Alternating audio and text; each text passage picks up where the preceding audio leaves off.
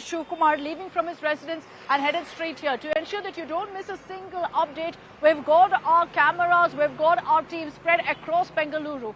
From DK Shivkumar's residence to the route along the Chief Minister's house and at the CM's house as well, to ensure you get every single one of those updates and perhaps the first reaction also from DK Shivkumar. At this point, there's been a complete silence from him, a very telling silence, because right now every single aspect will be read into, will be micro-scrutinized. And the fact that Siddaramaiah has not just spoken to the media last night, but has also put out a post on social media, contrasts that to DK Shivkumar's pin-drop silence on this breakfast meet. At this point, let's also continue to get you more breaking updates that's coming in right now.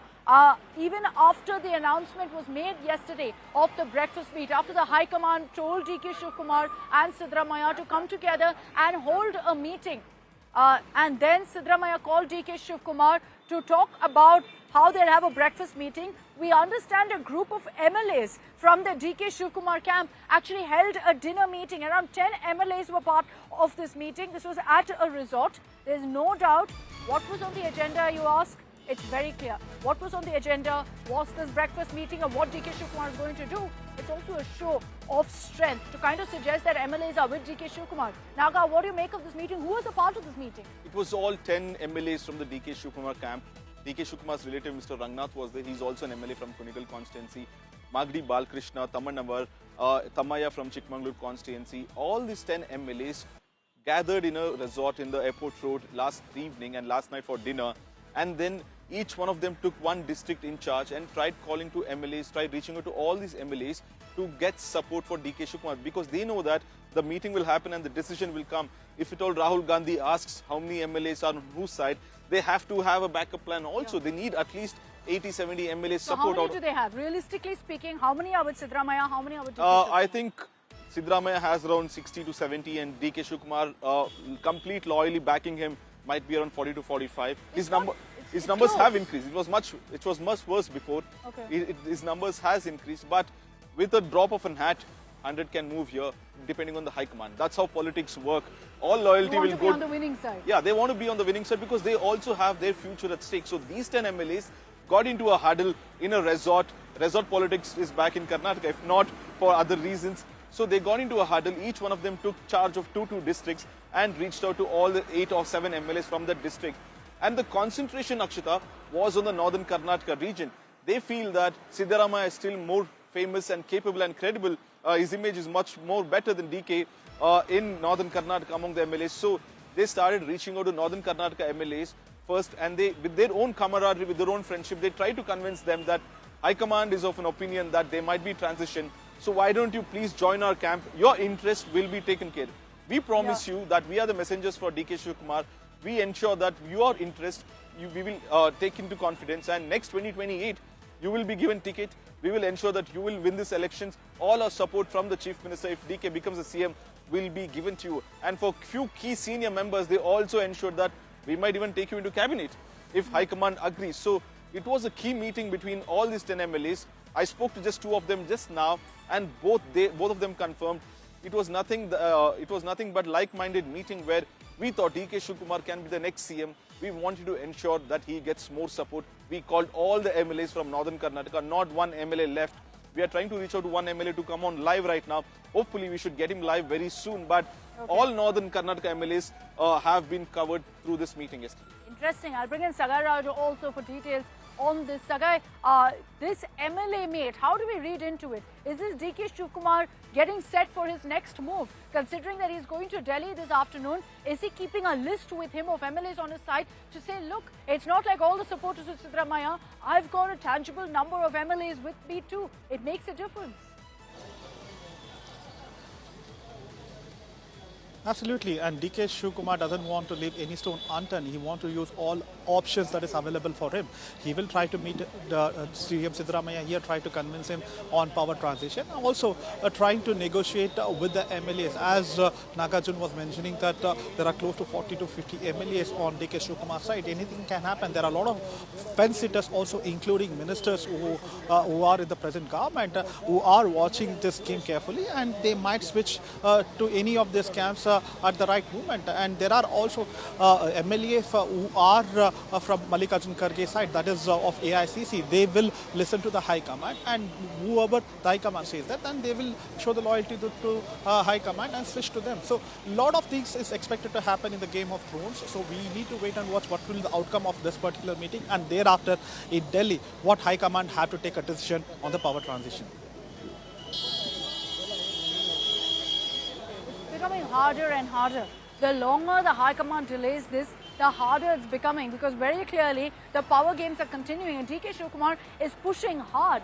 The fact that he's going to Delhi, the fact that he's got all these MLAs meeting, the fact that he's reaching out to so many of these MLAs tells you really at this point that there's no way DK Shivakumar is going to back off without a fight. He's making it clear that he wants his due. He wants his pound of flesh. He's saying, I waited long enough. I was patient for 2.5 years. Now's my turn to strike. And he wants to strike while the iron's hot, which is what you're seeing right now. That even as there's all of this buzz, DK Shivakumar is making his important power moves. I'll bring in Apurva Jayachandran for a quick update now. It's past 9:30. Apurva, what's happening there at DK Shivakumar's residence? Well, Akshita, in fact, we're just outside DK Shivakumar's residence, and it looks like, the wagon is being readied up as well. As you can see, all these leaders here, since yesterday, be it the meeting that took place between the MLAs with DK Shivakumar, or even the meeting that took place between Siddaramaiah and his close team of MLAs, you can see right now outside DK Shivakumar's residence there, the cavalry is being readied as they are expected to leave for Siddaramaiah's residence in just a short while from now. This breakfast meet that is being mentioned will hold crucial for these two leaders, because this is a direct instruction that has come down from the High Command that it is imperative that both these leaders meet together at the breakfast meeting, sit down and sort out these issues that are rising out not only on ground plain sight but also on social media as well. As the social media war is turning ugly, the High Command has finally acted upon whatever both DK Shivakumar and Siddaramaiah is throwing on the ground, the mudsludging that is happening, and saying that, listen, let's not delay this any further. Let's get both of you inside a room and let's get you talking to open up whatever is there between you both, the apprehensions you have or whatever is needed to be conveyed and said between each other. Let's get this out in the open. Let's settle this down, and then we'll call you to Delhi. And I think that's the plan that they have set down as well.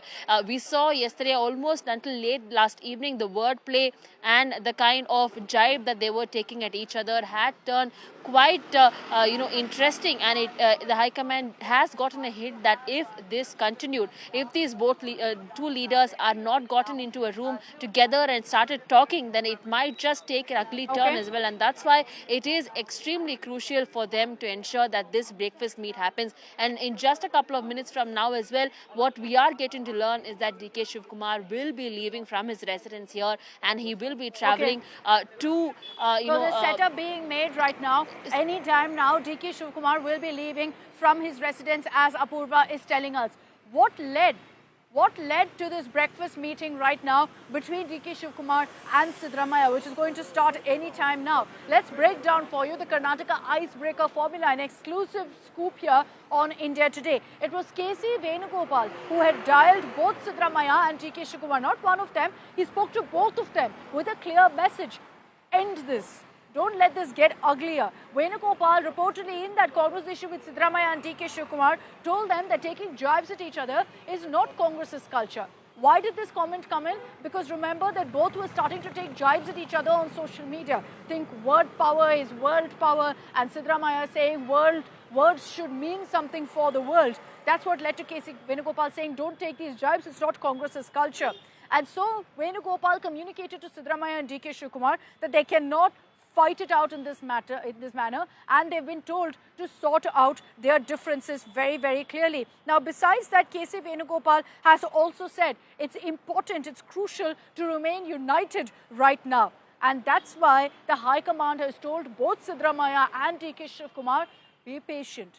Let the High Command take their decision, and reiterating that it is the High Command which will have the final say. But in the meanwhile, they've been asked to make up, patch up, resolve all differences and not resort to any ugly bickering on social media, because obviously it doesn't look good when a chief minister and deputy chief minister are sniping at each other actively on social media. So those are the details we have for you of exactly what happened, what's led to this breakfast meeting that's going to be starting anytime now. It was supposed to be at 9:30. The Deputy Chief Minister isn't here just yet. At this point, he's getting set for, in fact, the meeting. So we're going to see maybe a bit of a delay in that breakfast. And then after that, there could be the important picture of both of them holding hands, shaking hands. Be ready for it. Because the optics here matter.